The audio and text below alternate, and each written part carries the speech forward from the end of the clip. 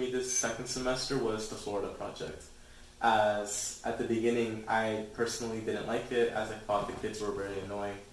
But as we neared the end of the film, I grew to enjoy the characters a lot more, as I actually understood what their situation was living in Florida near such a popular tourist attraction.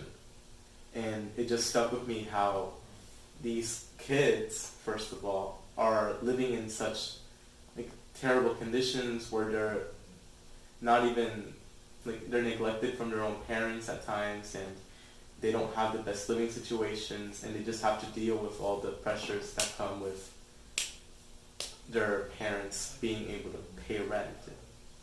Yeah, I agree with Will. I like the film a lot, like so much that I forgot that I didn't like it in the beginning, because I remember in the beginning where I was just screaming, like the kids were screaming, like Winnie was screaming. It was just really annoying. I was like, oh, we're on another, movie. It's another movie I'm not gonna like. I'm gonna sit through an hour and a half. I'm just not gonna enjoy it. And also, I mean, but I just proved me wrong so much through cinematography and just feeling. It was, I don't know, what really spoke to me was really like the color. Like it you could see it was summer, and it was set in summer. Colors like pink, the sky was so blue. Well, not a lot of clouds. It was just beautiful, really, and it made me appreciate how the film approached to color, and how it kind of is ironic because since it was so sunny, it really wasn't like a bright, happy film. It's a sad film that set out in the outskirts of Disney World, and as it paces, though, it does get more positive and more energetic throughout, and it really I don't know, weaves well together for the ending. Yeah, what do you think? I agree with Will and Abe that at the beginning the film was really like kind of annoying because of the kids. Like I didn't really get the point of what we were watching since there were just a bunch of kids yelling at each other and like doing the most randomest things. But as we kept watching it and I kept seeing like we saw like the three kids' lifestyle and how like really bad they are because they're in poverty. Yeah. And like right like next to them there's something so magical and so like beautiful that's super expensive and people like go to enjoy their time.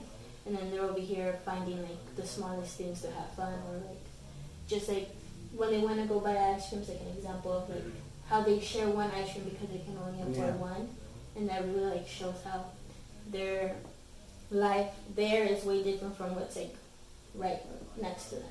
Yeah, when I saw them getting the ice cream, personally, I don't know what that, I think it was like cringe, I'm pretty sure. It's like, because I'm cringing because it's like, if I was in that situation, I would be...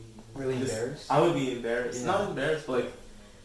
Because remember beforehand they were asking people... They were like manipulating tourists. Yeah, exactly. Into getting them that ice And cream. right in front of the ice cream shop. Yeah, it's just like, as kids, like, their moral compass. And their moral compass is a lot different than as if we were raised, like, without, like well off. Yeah. It's like a lot different, and we would think of that sort of act a lot more differently than they would, as they would think of it as like, we're just trying to survive here.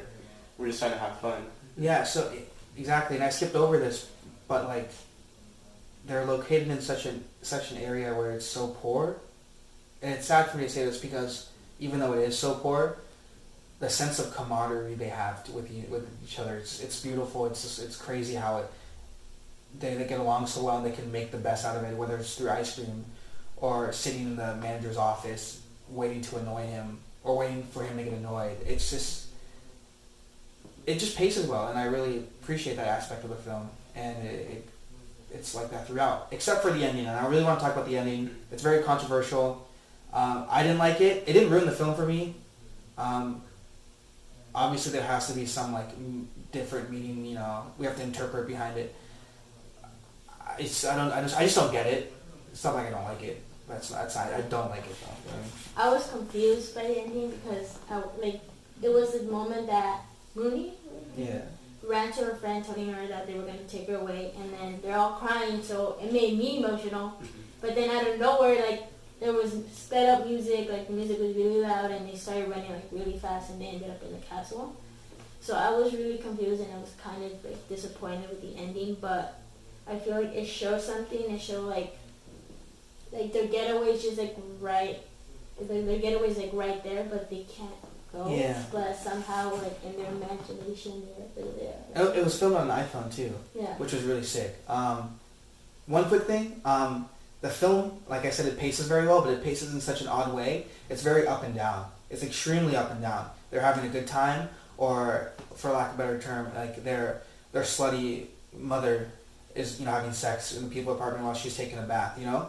Or, you know, Mooney gets as much as breakfast as she wants. The next scene, it's the mother's like being a bitch because like she didn't really affect the waitress, her friend, her, you know, it's a very up and down film, and you would expect it to, you know, be relatively the same thing at the end, but it just kind of took a 180. But yeah, I mean, it was cool. I mean, it was, yeah, really my favorite movie of the whole year.